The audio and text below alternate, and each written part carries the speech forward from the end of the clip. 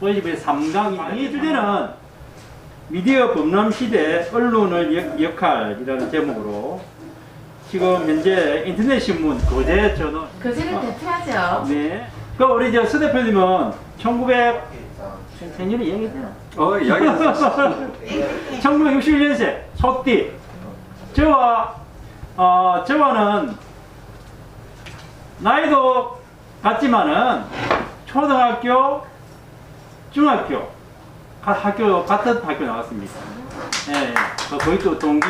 전에 계시던 데가 거제 경찰서 최종 계시던 데가 진흥범죄수사팀장도 하셨습니다. 진해 아니고 진흥. 진흥. 예, 공무원 26년 생활을 하셨고 2012년부터 거제 지역 언론계에서 뉴스엔 거제 대표도 하시고 세거제 신문 사장도 하시고 지금 현재 거제 언론사 협의회 회장도 역임을 하셨고 하고 있고 현재 7년째 우리 거제 저널 신문사를 운영하고 있습니다.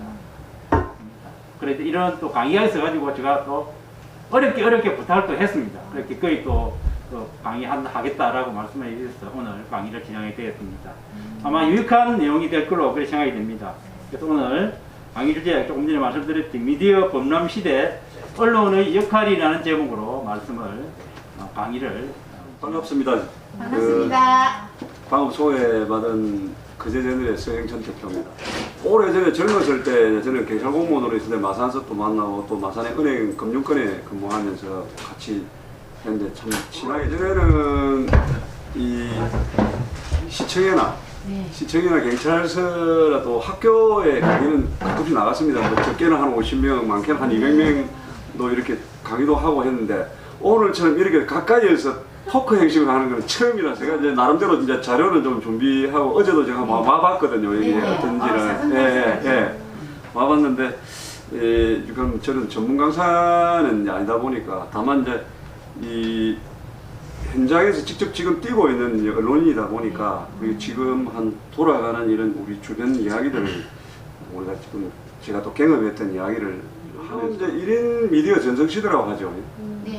근데 이게 1인 미디어의 우리 출발점은 처음에 블로그였지 않습니까? 네, 블로그. 네. 예, 블로그도 많이 네, 하시지 네, 않습니까? 네. 요즘은 이제 이렇게 어떤 하나의 그 현상이 이렇게 바뀌는 그 시기가 네. 이게 한 1년 주기 정도. 예측이 불가능하십니다. 이런 문화가 하나 가면 반드시 제약이 좀 따르는데 이게 특이하게 법률적 제약이 별로 없어요. 이게 법률 제약. 그거는 이제 뒤에 제가 나중에 법률 제약을 만들기 전에 벌써 예, 그렇죠. 그러니까 이 현상이 빨리 발전하고 법률은 항상 우리가 따라가는 거거든요. 그런데 이거를 완전히 그냥 추월해가 가다 보니까 이런 미디어가 이렇게 빨리 발전하는 거는 다른 소통력 때문에. 근데 이제 이걸 받쳐주는 근본적인 이제 이쪽에 플랫폼이 있어야 되겠다. 그래다 스마트폰이죠. 스마트폰이 대중화죠. 우리나라 지금 국민들 인터넷 이용률이 86%거든요. 86%고 그러면 뭐 거의 10명 중에 뭐 9명이 인터넷 한다고 봐야 되거든요. 세계 1위죠. 그렇죠. 지금 공영방송에서 1인 미디어를 따라가고 있습니다. 그러니까 이제 그런 중에서 그 중에서 이제 우리 1인 미디어를 가장 활발하게 이용하는 계층이 바로 우리 10대 청소년들이거든요. 10대 청소년들인데 우리 10대 청소년들이 개인 방송을 월 평균 43시간을 이용할 정도입니다. 또 기본적으로 생각해보면 44시간이 뭐 별 생각이 안 하는데 그게 이틀 내내 이것만 보고 있다는 거거든요. 한 달에. 이 사람들을 우리가 특별히 부르는 게 있죠. 이 10대들을.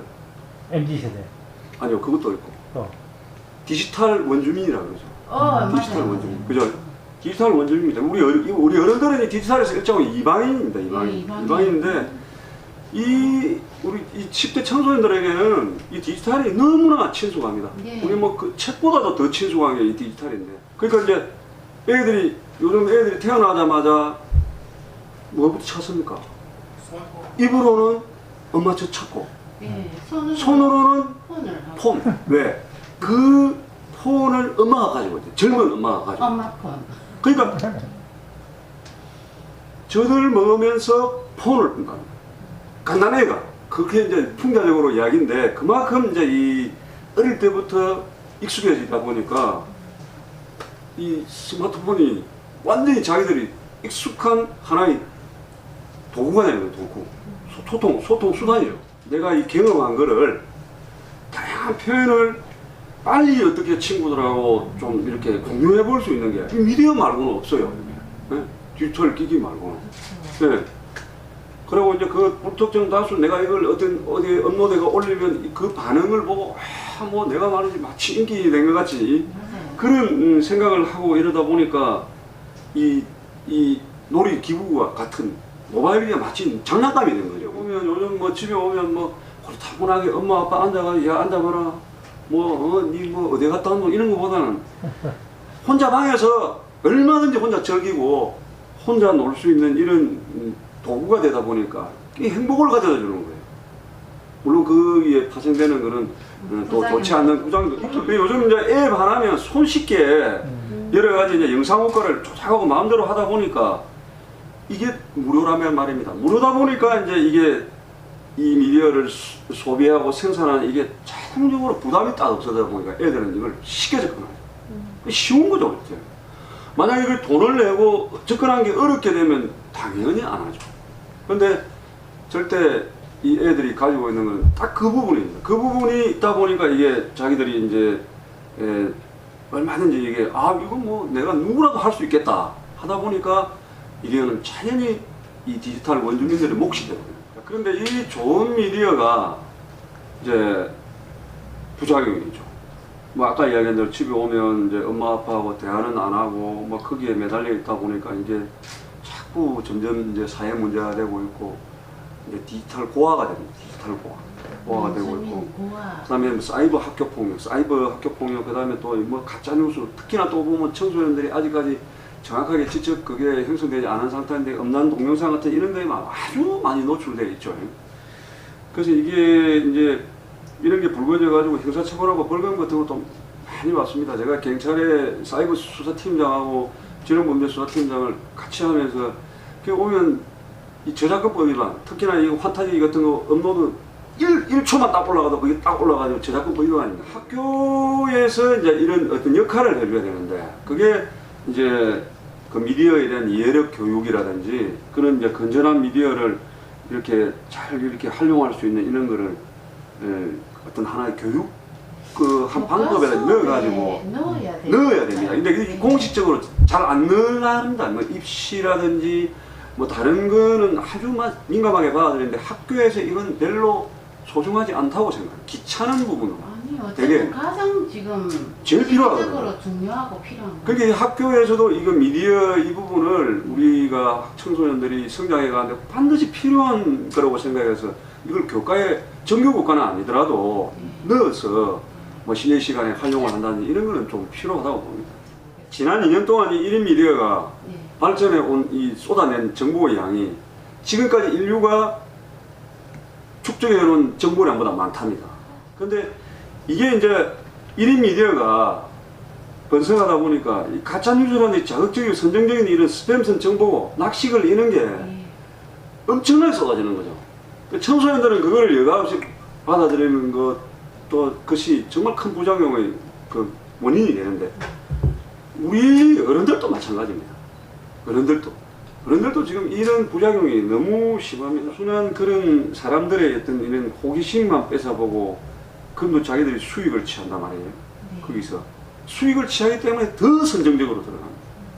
여기서 이제 우리가 참 우리 삶의 이게 가치보다는 이게 좀 바이러스 같은 그런 존재가 되고 있는데 참 이런 거는 우리가 정말 이게 어른들이 정말 심각하게 한 고민을 해봐야 돼요. 원천적으로 우리 1인 미디어의 등장은 인터넷이나 디지털 기기의 발전을 하고 같이 같이 결을 같이 해왔는데 이 기성 매체들이 제대로 메꾸어주지 못하는 독자들의 욕구의 한 부분을 미디어가 먹어버린 겁니다. 그렇죠. 그건 우리가 이제 그 일종의 완전한 욕구죠. 욕구를 했는데 그러면 이게 기존의 매체들이 저널리즘에 충실했다 해도 이거는 막지는 못했을 것 같습니다. 다만 하나의 어떤 방향성 측면에서 좀 건전하게 나갔을 수도 있죠. 근데 이거는 제가 볼 때는 이게 일종의 인류의 진화 현상이기 때문에 이걸 어떻게 통제를 하고 인위적으로 할 수는 없다고 봅니다. 제가 볼 때는. 근데 이게 이제 가장 큰 원인은 기성 매체들이 이제 사회적 공기로서의 이제 역할하고 책임을 방기했던 게 원인 중에 하나라고 봅니다. 저는. 그게 가장 좋은 예가 그게 뭡니까? 2014년도 무슨 일이 있었습니까? 가장 우리 대한민국에서 가장 슬펐던 일이죠. 그 세월호. 예. 세월호. 그 2014년도 세월호 사건에서 우리가 그 바로 우리 대한민국 언론의 민낯을 보게 되는 거죠. 그렇죠. 예. 그때 이제 우리 언론은 역사에 기인이 남을 별명을 하나 얻게 됩니다. 그 제가 이제 제 이야기인데 제가 이제 경찰 공무원으로 26년을 보내고 이제 지역 언론에 들어오면서 제가 참 순진한 생각을 했습니다. 기자들이 평소에 보니까 우리보다 글도 잘 쓰고 수사관들보다 네. 글도 잘 쓰고 정의로워 보이고 뭐 우리도 정의롭고 사명감 있게 했는데 네. 그럼 남의 아픔도 그 눈물샘도 자극하고 하면서 참 그런 능력이 뛰어나서 아주 유능한 그런 사람들로 생각했습니다. 네. 제가 지난 2020년 2월 23일 날 거제에서 무슨 일이 있었는지 혹시 아십니까? 2020년 힌트. 2월 23일. 2월 23일. 예. 잘 모르겠죠. 네, 힌트를 주 힌트를. 갑자기 코로나와 관련 있죠. 예?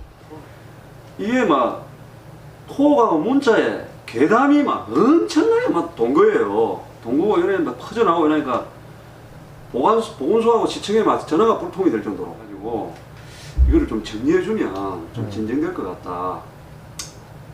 그랬습니다. 근데 요즘도 나 그 간부를 생각하면 그 진짜 똑똑한 간부였다. 성함도 한번 말씀해주세요. 좋은 일을 칭찬하는 이런 성함도 좋잖아요. 이제 그 간부님이 지금도 그래요. 이 사람 보는 눈이 있구나.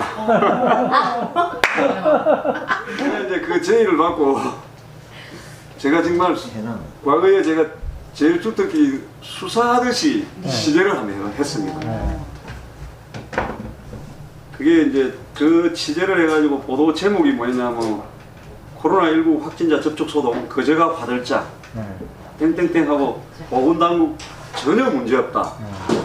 이 기사를 딱 보도를 하니까 이게 그때 4만 2천 명이 넘게 이렇게 바로 접속이 들어갔어요. 네. 매체들이 보통 한번 보도를 하면 전국에서 보는 게 한 4만에서 6만, 예. 중요한 기사는 한 10만까지 봅니다.